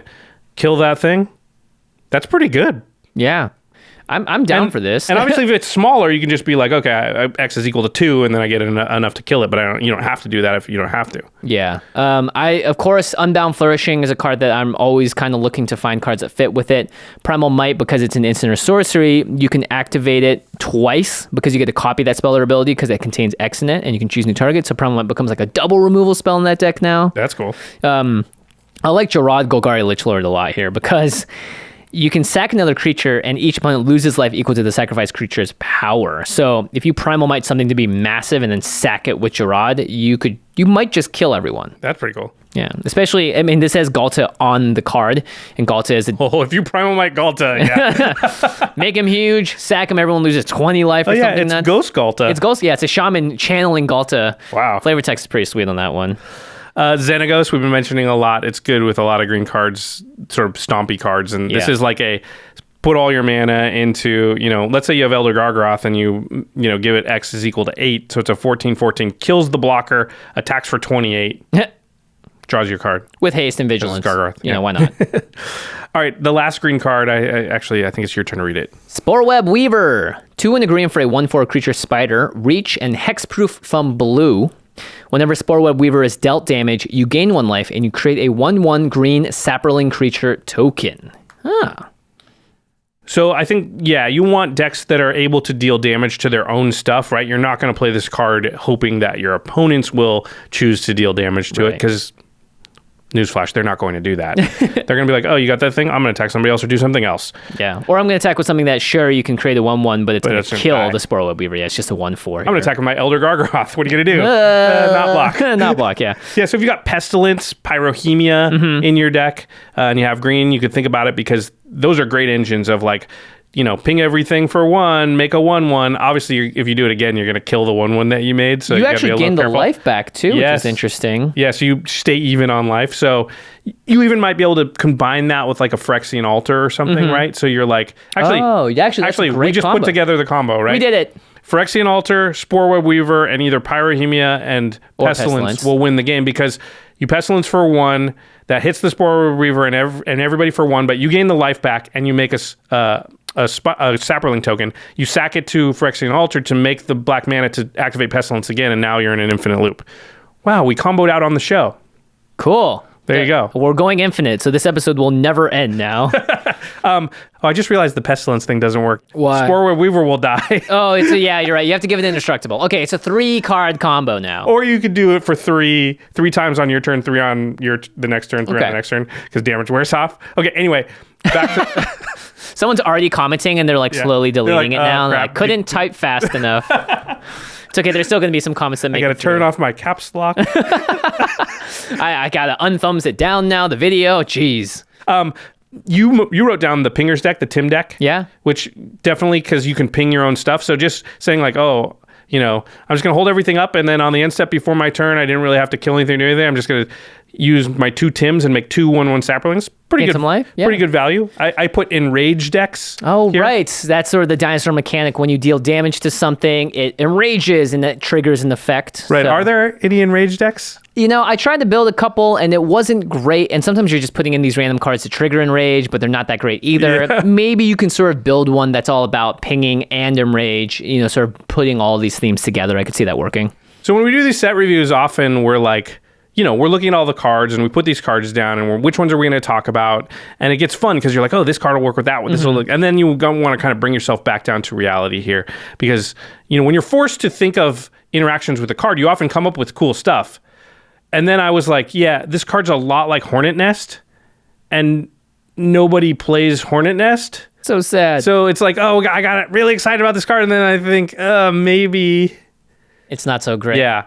So Hornet Nest is 1 and a green for... 2 and a green. Sorry, 2 and a green for an 0/2, right? Yeah.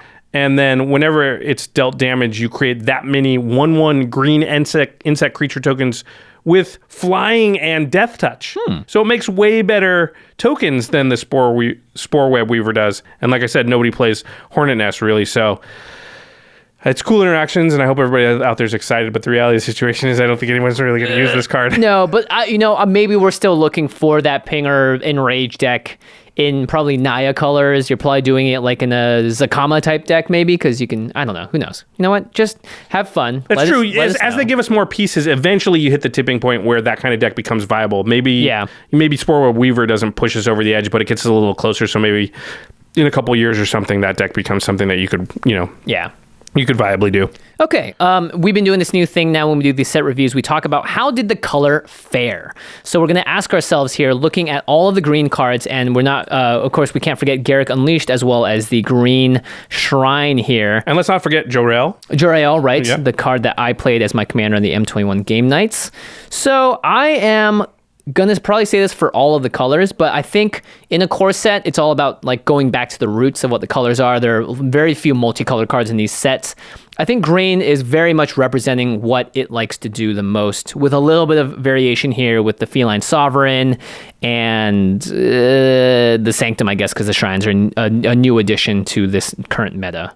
I mean, I like they didn't create any new cards that like cheat lands into play, or really. We've got Rada, obviously, that cares about lands, but I like that they didn't do that. We've got plenty of that. Stop doing that, please. And sort of leaned back towards, big creatures and things like that. Garrick is one of the better planeswalkers, probably the second best one. Jor-El is pretty cool. Yeah. So I think green did, pretty good, somewhere around a B or something. A B range, yeah. It didn't obviously have a Teferi Master of Time, but it's doing the things that green does best and giving you a couple of other options to do it, which is honestly all I would want from a core set. And specifically for green, I don't want them to do well. I'd be happy if green got Ds for the next couple of sets. Again, they're just feel like they've been pulling away from the rest of the pack for a little while here. Yeah. So the fact that they don't have anything super, super powerful, totally fine with. They've got some niche pieces and some stuff you can use, but there's nothing amazing, which I think is fine. I think Elder Gargaroth, probably my favorite green card, followed by Garrick's Uprising.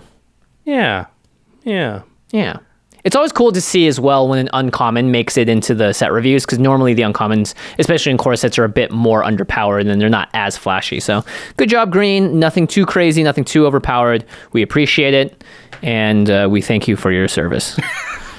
Okay, let's go on to white. All right, white has some interesting cards here, and spoiler alert, this one is, I think, a great card for budget players and for people just having an extra version of this. And again, if white's playing into things it does best, maybe it's about exiling creatures. So Angelic Ascension is 1 in the white for an instant. Exile target creature or planeswalker. Its controller creates a 4/4 white angel creature token with flying at an instant speed, 2 mana, sort of a Path to Exile version. Costs a little bit more, but instead of them getting a land, they get a 4/4 white angel creature token. And it hits planeswalkers. Yeah, that's actually pretty cool. Pretty big, right? Because white, is there another card white has that they do permanents or non-land permanents like Oblation and things like that, but I don't think they have an exile planeswalker. Yeah, so that's pretty sweet. We've already talked about one planeswalker that must get exiled as well the moment it hits the board. Yeah, so hit that Teferi as soon as possible. I think we're going to see a lot of this card, actually. I think it's quite good. Yeah, because, again, you can target yourself. I was thinking about the planeswalkers from Dominaria that or it was the Dominator, War of the Spark. That would like go down to 1 loyalty, and then they don't really do anything anymore. Targeting your own Planeswalker, or let's say you play a Planeswalker and everyone's swinging out it, you know it's going to be gone anyway. Angelic Ascension, your own thing, make a 4/4, get a little bit of value out of that. Or something that's getting removed anyway. Yeah, exactly. You just go, boom, I'd rather have a 4/4. I think most of the time you are going to use this on your opponent's stuff. I had a question here. So Path to Exile, it exiles target creature for 1 white mana, and then that creature's controller puts a basic land into play. What's better? What do you think is... If you're... Let's say I gave you the choice. You can get a land into play or a 4/4 flying angel. What do you think you're doing most of the time? The problem with the 4/4 is it's a token. It's easily removed by a lot of different things. However, you're most likely going to just swing at the person that removed the thing with the 4/4. So it's kind of like singularly focused unless they have a lot of blockers. 4/4s, I found flyers almost always have a person to swing at. Like, you can always get through. Guaranteed, almost. I think I'm taking the land every time, though. I think I am taking the land almost every time. Just because the ramp is, especially if you're in colors that's needing for it. Like, there have been times where something gets pathed, and I'm like, sweet. Okay, yeah, I lost a creature, but I'm actually hitting more land drops as a result, and that's great. Especially if it's early. Like, if it's turn 4 or 5, you're like, that's going to give me 5 or 6 mana over the course of this game. Right. Yeah, so I think this might actually... Like, this is pretty good then if its downside is not as big as Path to Exile a lot of the time, and it hits an additional card type. I like this quite a bit. I think it's going to see a decent amount of play for sure. Yeah, and it's uncommon, which means there's going to be a lot of them running around. I presume this is going to make it into a lot of decks that just want a little bit more flexibility with the removal spells. All right, the next one is Basri's Lieutenant. 3 and a white for a 3/4 human knight. Has vigilance and protection from multicolored.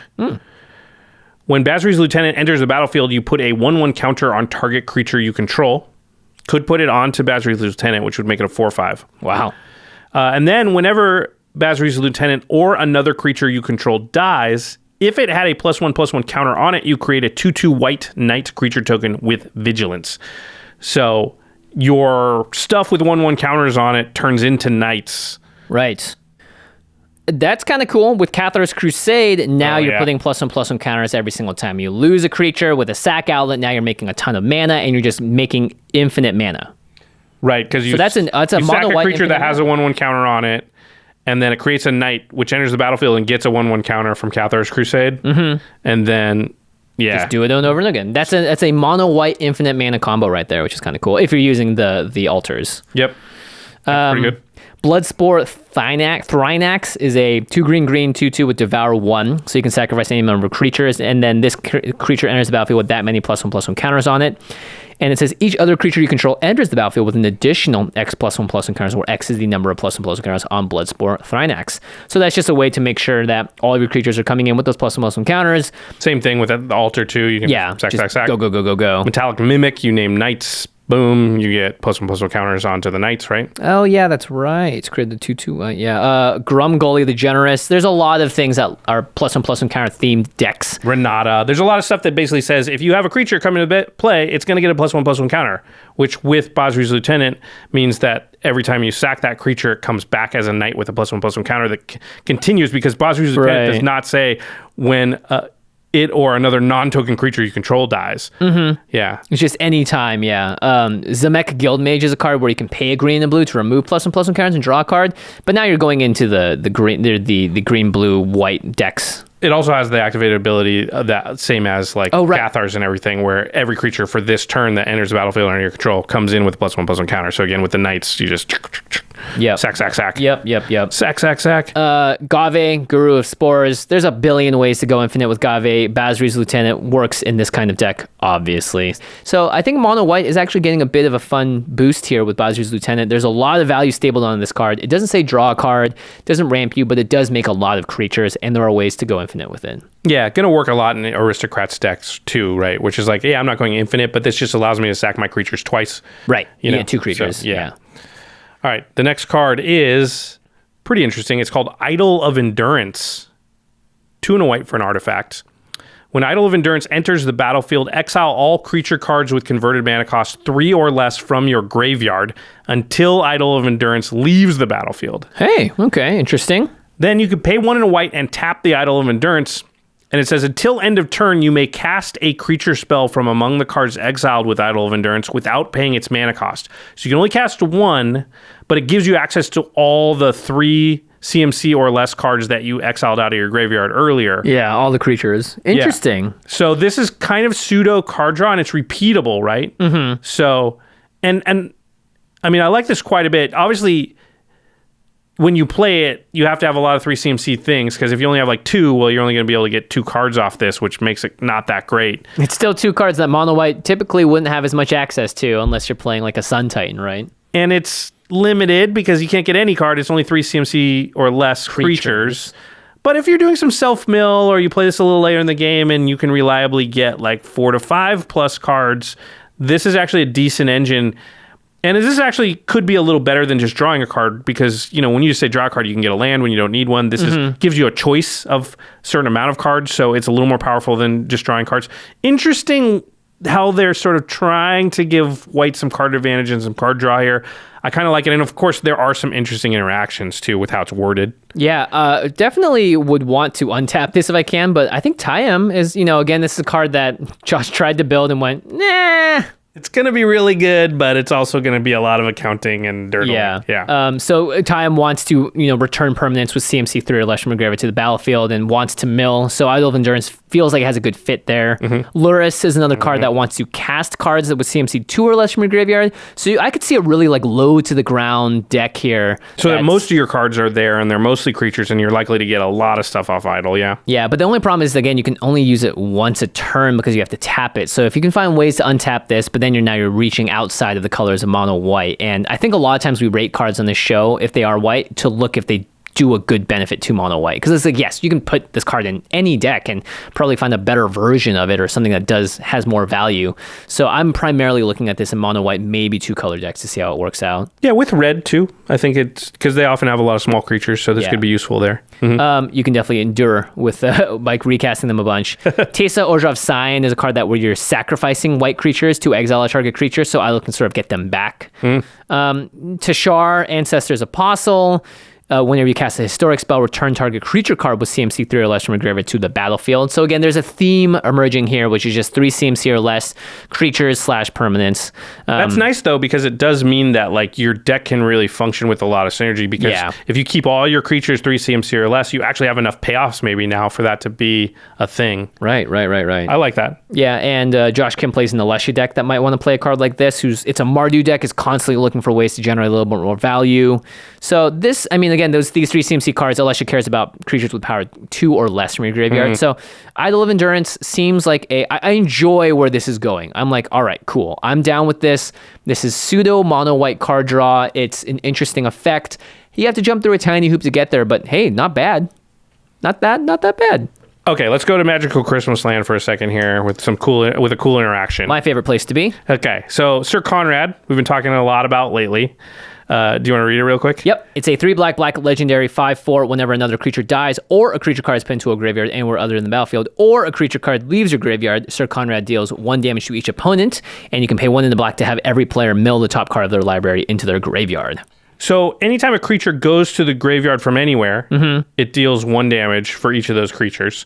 And then anytime a creature leaves the graveyard, it does the damage, right? Right. So when you play Idol of Endurance, all those creatures are getting exiled. So that with Sir Conrad's going to deal damage equal to however many creatures that is that you're exiling, right? And then notice Idol of Endurance says until Idol of Endurance leaves the battlefield. So what happens is you exile all the cards, but if Idol of Endurance were to leave the battlefield, all those cards go back into the graveyard. Oh. Which triggers Sir Conrad because they're going to the graveyard from anywhere. Other than the battlefield, specifically, yeah, from exile this time, yeah. And if you could get Idol of Endurance back out, then they would then exile again, triggering Sir Conrad again. So that's what we call blinking a thing, right? Yep. Yeah. So Aminatu is actually in colors that would be white and black and blue, all mill colors too. So all blink colors, white and blue. Yeah. So Aminatu can actually do the blinking of the idol because Aminatu's -1 is exile another target permanent you own, then return it to the battlefield under your control. So boom, boom. Turbo mill. Turbo mill yourself. Maybe you could get 20 3 CMC or less things in there. Right. Exile them all with idol. That's 20 damage to everybody. Blink your idol. That's 40 more damage, right? 20, because they go in, then they come out. So that'd be 60 damage right Yeah. there. You don't even need 20. Maybe what would do Even it? just 13? 10 could do it, right? Yeah. Doing 30 to everyone, and because they have to be creatures with the Idol of Endurance. But you could also find more ways to flicker your cards now, right? You could flicker it in a bunch of different ways in these colors, blue and white. So yeah, I mean that's obviously 2 cards that are not your commander Maybe in a the deck, deck but type is killing your opponents with while never swinging at them, or with all your little CMC creatures. Yeah, though. yeah. They're like, oh, I get it. You're like an aggro Aminatu deck, and you're like, just wait until I get this 3-card combo out, and no one interrupts Crush it. my dreams, Jimmy. I'm gonna do it. Actually, that's really cool. Sir Conrad again, though. I think this just speaks more to Sir Conrad than anything else. It just does it on every single. It does it all the time. Yeah, that wasn't a scenario that showed off the power of Idol of Endurance. Showed off the power of Sir Conrad. Yeah, we happen to do that a lot in the show, I think. All right, coming up with potentially the cutest card I think I've ever seen. It's called 9 Lives, 1 white for an enchantment with hexproof. If a source would deal damage to you, prevent that damage and put an incarnation counter on 9 lives. When there are 9 or more incarnation counters on 9 lives, exile it. When 9 lives leaves the battlefield, you lose the game. So this has hexproof. Aminatu could just blink it and make you lose immediately. Don't do that. This is an interesting card. I think you don't want to hold on to this card. I think you want to give it to someone else. Yeah, I liked that a lot when you talked about it. I think you probably want to maybe. Do you even wait around to try and get some counters on it, or do you just give it away right away? You give it away and then you cast Cyclonic Rift over and then they lose the game because when it leaves the battlefield, you lose the game. Yep. It has hexproof, so you can't just single target it. But things that bounce all non-online permanents. There's a few of those. Yeah. So how do we give it to people? Well, Zedru the Great-Hearted is your Jeskai version. You can pay Jeskai to give a control of target permanent you own.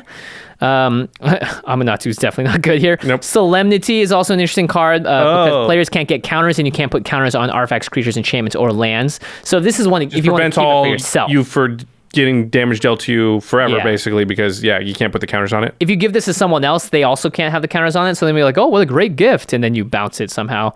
Harmless Offering, which has a cat on it. Perfect. That's actually, it looks like the same cat. Well, it's going to have a weird tail, though, so we can't really see the tail on this one. So maybe I'm assuming the tail's weird off camera there. Yeah. This cat has lived 9 lives. And what does Harmless Offering do? 2 in a red sorcery, target opponent gains control of target permanent you control. So, you don't want to play this card, I don't think, to be honest, unless you're very specifically trying to give it away, because there are just too many things that kill it, that kill you. Yeah, there's not a ton, right? It has to, because of the hexproof. So obviously, it's a pretty big downside that the most played card in the format besides Soul Ring is the card that gets you, but there's not a ton of those. I think, it's not a great card to play, but I think you could play it if you have a plan for dealing damage to yourself that you want to prevent. So Command the Dreadhorde is a card that you choose any number of target creatures and or planeswalkers in all graveyards, and then Command the Dreadhorde deals damage to you equal to the total converted mana cost of those cards, and you put those cards onto the battlefield under your control. So this would prevent all that damage from Command the Dreadhorde. So if you had a plan like that, and I think you can't just have Command the Dreadhordes in your deck and then play 9 lives. You need a few cards that care about that kind of thing, and then maybe you could think about it.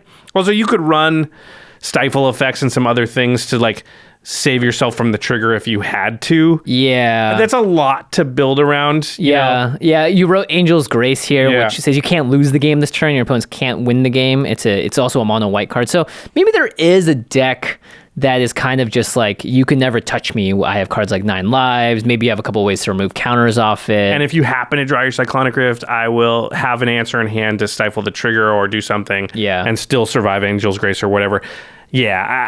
Listen, I was just grasping because that's what we do for these episodes. We are definitely grasping hard. I think in general, unless you're trying to give this card away, probably not super playable. Yeah. But man, that art, look at those kitties. I like the idea that the 9 lives it's lived is as all these epic cats, lions and lionesses, and this is just this Mufasa small. Is definitely up there. Yeah. All right, the last white card we're going to talk about is Speaker of the Heavens. It's 1 white mana for a 1/1 human cleric with vigilance and lifelink, but you can tap it and create a 4/4 white angel creature token with flying. Activate this ability only if you have at least 7 life more than your starting life total, and only anytime you could cast a sorcery. So if you're at 47 or more, you can tap Speaker of the Heavens at sorcery speed and create a 4/4 flying white angel. This is Angel Master Outcast. Yeah, it's a good point. It's a 1-mana angel, yeah. Or a 1-mana Angel Maker. Cleric, angel maker, yeah. The sorcery speed definitely hurts it a little bit. Getting up to 47 life, probably not too hard. If you really want to, I think that's pretty easy if your deck's built around that. In a life gain deck, would you even play this though? I don't like the sorcery speed. It's conditional. You'd want haste. I don't know. I could see this as being a player, as in like when you put it out, no one looks at it because they don't take you that seriously. But making 4/4s once a turn, not the worst. Not the worst. Not the Luminarch Ascension though, just play that. I know. Play both. All right, let's talk about white and how white fared. Don't forget, we've got Basri, we've got the Sanctum of Tranquil Light, and we have Mangara. Oh right, Mangara, which is the new card draw engine. I don't know if I should call it that, but it's new white card draw. Basically says anytime your opponent casts their second spell each turn, you draw a card. So right. It has other text. If you get attacked, you can draw cards. That's not going to happen very often. It's mostly the second spell thing. I am somewhat pleased. Yeah. Because I think Idol of Endurance and 9 Lives are the two cards that are like, check it out. We're doing something a little different with white now. And Idol of Endurance is a card advantage card, which white needs. And so is Mangara. Yep. I think the rest of the cards are just fine. I think Angelic Ascension is going to be a bit of a staple in certain decks and just people that were looking for a little more removal. I think white has a good selection of stuff here. Basri's Lieutenant represents an infinite combo that we just talked about. I'm going to say white, you did great. Probably in the BB minus area. It didn't fix any of the problems that we're constantly bagging about, but it does make steps. It doesn't like full on fix it. Right. Yeah. Okay. Fair enough. But we did get some nods in the direction we're looking for. I think Mangara being the biggest one. Yeah, and Idol being the second biggest. Yeah. So, yeah, I'm like moderately happy. I wish the step was bigger. I wish they were like being a little more drastic with it to help, because white's behind and just keeping even with everybody is not going to catch them up. They need to actually catch up.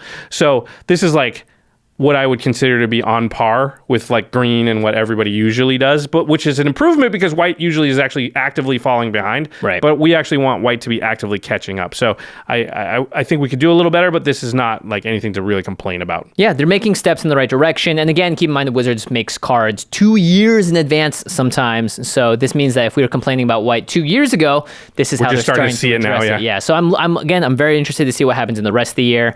We got those Jumpstart promos, spoilers coming out, as well as Commander Legends. I think we're going to be pleasantly surprised by the end of the year. I'm hoping. Fingers crossed.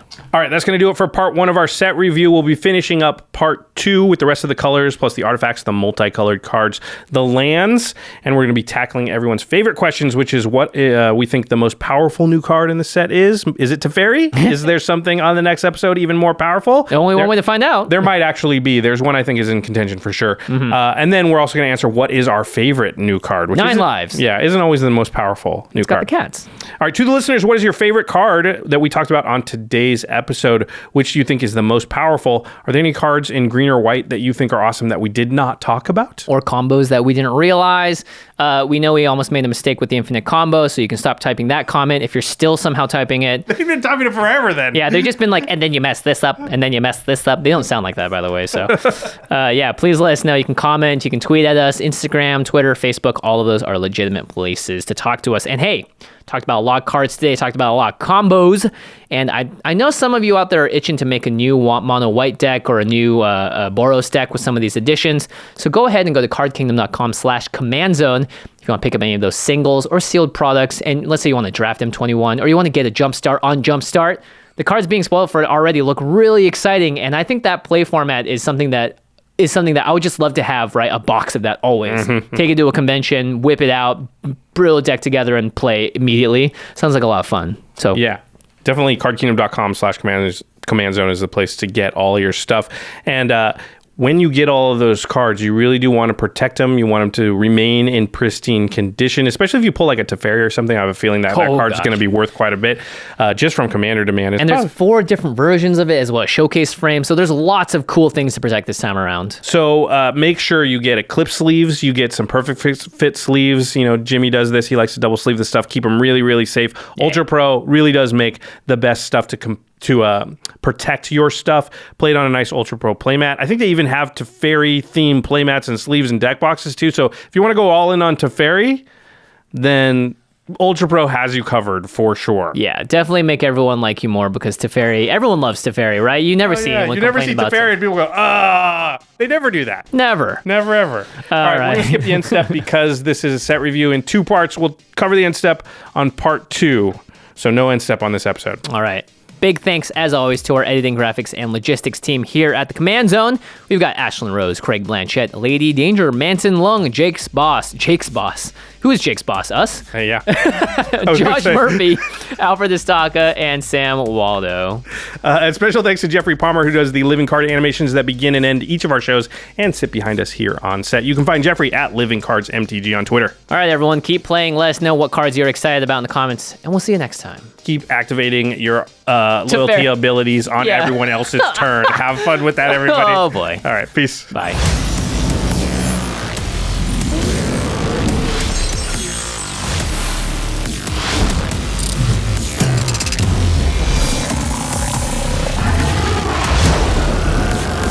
Thank you for your attention. For further inquiries, send an email to commandcast@rocketjump.com or ask us on Twitter @JFWong and @JoshLeeQuai. See you later, alligator. Greetings, humans.